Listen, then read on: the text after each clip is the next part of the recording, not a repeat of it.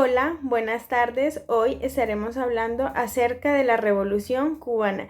Quien les habla, Paula Monge, quien les estará contando acerca del inicio de este importante acontecimiento. Hay que resaltar que el inicio de la Revolución Cubana fue cuando Eduardo Chivas del Partido Ortodoxo se suicidó, después de ser el gran triunfador de las elecciones de 1952, causando un gran vacío político, el cual cubriría Fulgencio Batista, quien había participado en el Movimiento de la Paz, próximo para el Partido Comunista, quien para agradar a los Estados Unidos creó una línea anticomunista mientras aumentaba la represión política contra la izquierda.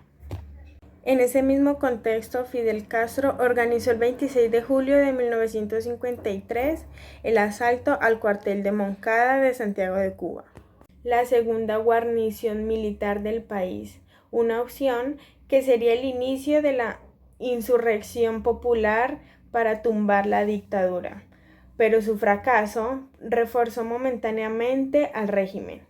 El aumento de la represión aisló a Batista, quien en 1954 fue designado presidente tras unas elecciones sin competencia, que distendieron la vida política gracias, entre otras cosas, a la liberación de Castro y su partida al exilio. En México, Castro organizó la expedición del yate Granma, que desembarcó en Cuba en noviembre de 1956. En 1957, la guerrilla de Castro había ganado una cierta identidad. A continuación, mi compañera Marilyn le seguirá compartiendo acerca de este importante acontecimiento. Bueno, continuando con mi compañera, en cuanto a la caída de Batista, en julio de 1958, el Pacto de Caracas consolidó la coalición antibatista y aceleró la caída de la dictadura, ya sin apoyo de Washington, que desde abril no le enviaba ningún armamento. En agosto comenzó la ofensiva final y el 1 de enero de 1959, con el pueblo en la calle enarbolando las banderas de la moralización, el nacionalismo y el antiimperialismo, los seguidores de Castro tomaron La Habana. Cuando Fidel Castro tomó el poder, el respaldo popular del M-26 le permitió tomar el control de la situación para impulsar transformaciones políticas, sociales y económicas. Comenzó así un proceso revolucionario caracterizado por el tradicional nacionalismo cubano y con un gran consenso entre la población. Sin embargo, en muy poco tiempo Castro impuso un giro autoritario de un fuerte contenido personalista y marcado por su liderazgo y su carisma. El antiimperialismo y el nacionalismo se convirtieron en los ejes del discurso revolucionario. Patria o muerte fue la principal consigna del régimen que adoptó el marxismo-leninismo, y Castro señaló que en Cuba solo se podía ser revolucionario si era comunista. Tras su integración en el bloque soviético, Cuba puso en marcha políticas igualitarias para construir el socialismo. Por otra parte, las diversas tendencias que coexistían en el movimiento revolucionario fueron controladas por Fidel Castro. En sus comienzos, la revolución se apoyó en la burguesía urbana, ya que los obreros y los rurales y empresarios y terratenientes azucareros no se implicaron en la lucha contra Batista. A principios de 1959 había renacido la vieja revolución cubana con sus banderas nacionalistas, moralizadoras y antidictatoriales, que fueron convertidas por Castro en una revolución social que, con su giro prosoviético, generó graves conflictos con Estados Unidos. Lo novedoso de esta situación no era el autoritarismo, algo frecuente en América Latina, sino la marcha hacia la revolución social. La negativa de Castro a institucionalizar la revolución y a convocar elecciones respondía a su decisión de mantener el rumbo revolucionario. Muchas gracias.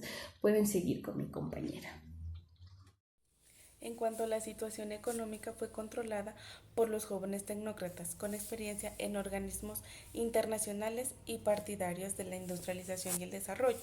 Un objetivo que se alcanzaría mediante la intervención estatal era la ampliación del mercado interno.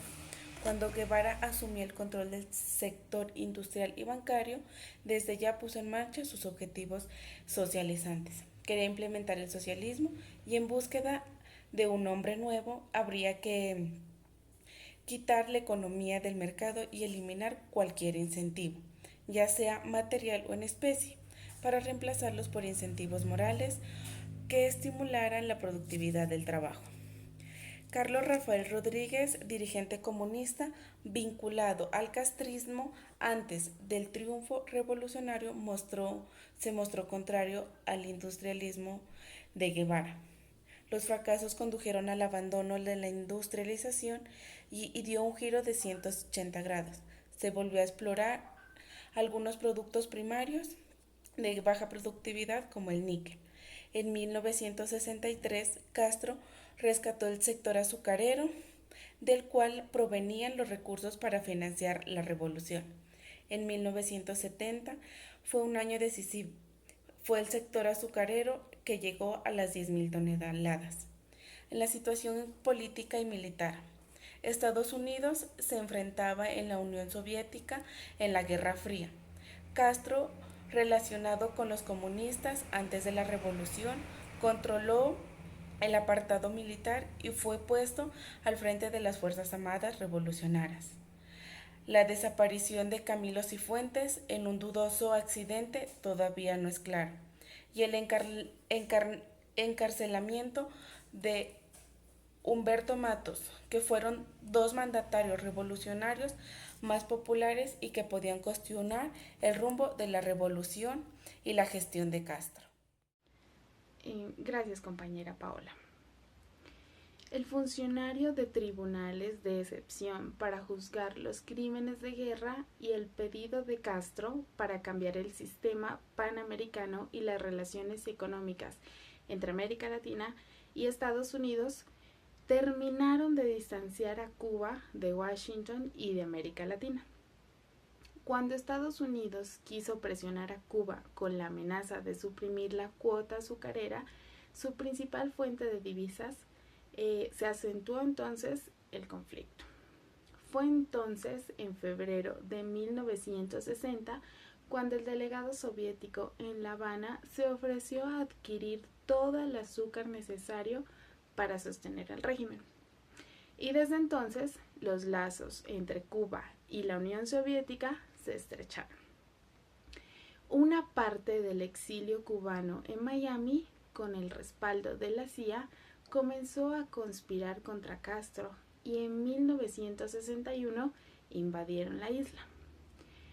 El desembarco de Playa Girón fue un desastre y un golpe para el anticatrismo que le permitió a Castro enarbolar la bandera del antiimperialismo, aumentar sus apoyos internacionales y mostrar la solidez de su posición y que no bastaba con desembarcar algunos cientos de hombres para hacerlo caer.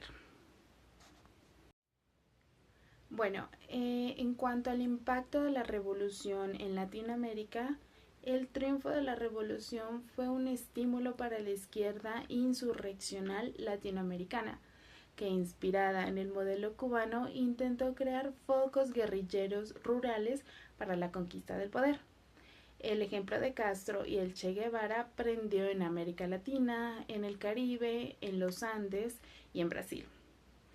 En algunos casos, la convergencia de la izquierda revolucionaria, del nacionalismo antiimperialista y de cristianos partidarios de la lucha armada llevó a crear partidos procastristas que entraron en contradicción con los partidos comunistas prosoviéticos, opuestos a la lucha armada. A fines de 1964, el comunismo latinoamericano celebró una conferencia secreta en La Habana para discutir la metodología revolucionaria, que puso de manifiesto las posturas enfrentadas. Desde entonces, el régimen redobló sus esfuerzos para exportar la revolución al continente y a comienzos del 1966 se reunió en La Habana la primera conferencia tricontinental de solidaridad revolucionaria, con 500 delegados de gobierno y movimientos revolucionarios de Asia, África y América Latina. Bueno, eso fue todo por el momento. Sigan ustedes allá en estudio.